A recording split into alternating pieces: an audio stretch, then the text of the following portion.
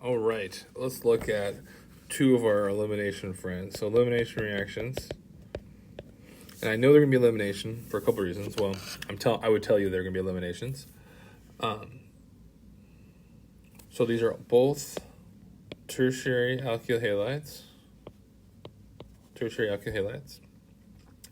So I know they can't be SN1, SN2. And I would have told you their elimination. Maybe said there's pi bonds in the products. So now, how do you know which one's E1 and which one's E2? I would take a look at the reactivity of what else is in there, the nucleophile or base.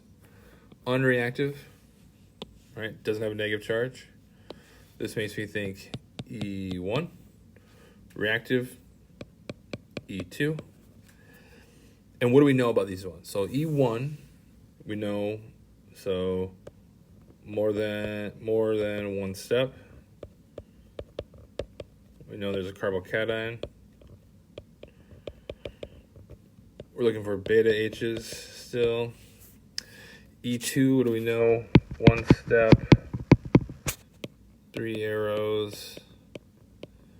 We know beta H's, and we also know this anti-periplanar thing. And we also know in chairs, axial and opposite sides, right? So before I even go and look at anything that's going on, these are good things to just write down and have before you even start trying to do something.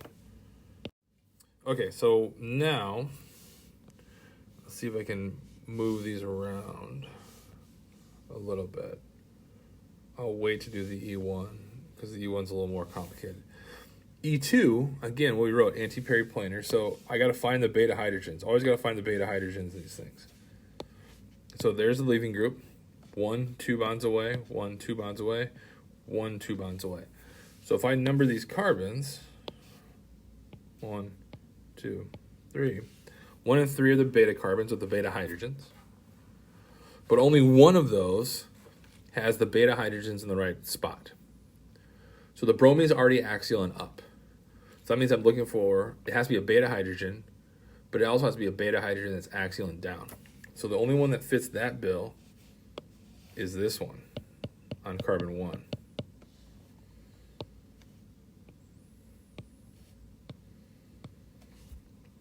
All right. This one would lead to a more substituted product, a tetrasubstituted alkene, right? Which would be great, right? That's the more substitute, the better. That's that Zaitseps rule. But more substituted, more stable. But if it's not in the right position, it can't happen. So for an E2 reaction, you actually get this product.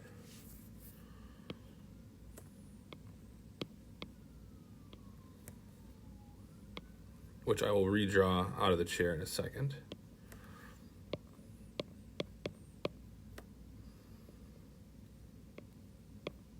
All right, there's your E2 product, right? And this is carbon 1, 2, 3. So that leads to an E2 product, a non-Zaitsev product. E1 is going to be a little different. So now what about the E1? Same starting material, same alkyl halide, different nucleophiles. What's going to happen now? So this is more than one step, and there's a carbocation formation. So the first step is going to be leaving group leaves, right? A little different. Remember, for these ones, it doesn't matter about being anti-periplanar or any of that kind of stuff, right? It just doesn't matter. It just needs to be a beta hydrogen. It needs to be the most substituted one. These are the most substituted product. So in this case, we're actually going to take the beta hydrogen on 3 because this leads to a more substituted product, which is more stable according to the Zaitsev rule. It's elimination. I'll draw the 2 ways again.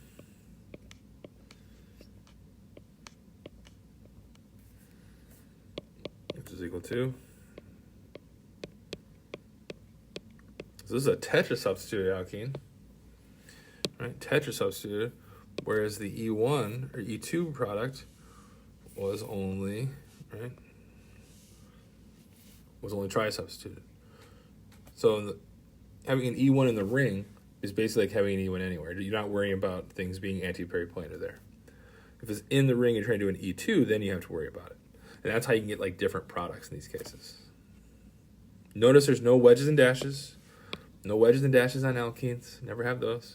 So don't need to worry about those.